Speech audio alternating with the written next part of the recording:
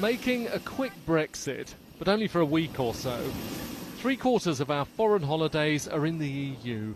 That's 29 million Brits popping over to Europe every year. It's the perfect weather, frankly, to be jetting off on holiday.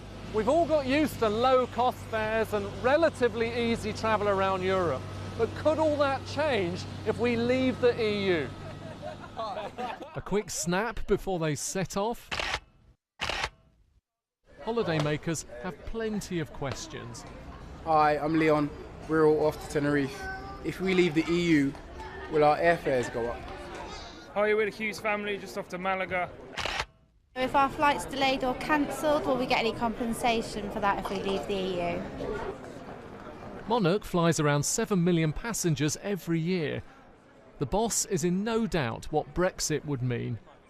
I think we can reasonably assume that European airfares are going to go up if we leave the EU. And I base that on what I've seen happen over my career, particularly in the last 16 years since the likes of EasyJet and Ryanair have really grown.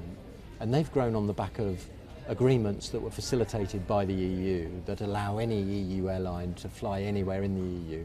And that growth has really driven down the prices for consumers. On the Essex coast, a different boss wants to be free of Europe. Peter Healy runs a £100 million holiday business. He says competition will keep airfares down. This is a highly commercialised, highly successful business. These guys are very clever at what they do. In the EU, out the EU, it may be inconvenient for them, but I don't believe that there's a greater material impact than that.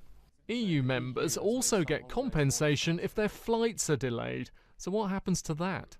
And the protection's now enshrined in British law. So unless it's going to be taken out if we leave the EU, it's going to continue as it is. But the biggest impact depends on the value of the pound. The Treasury predicts it'll get noticeably weaker for a few years if we left the EU.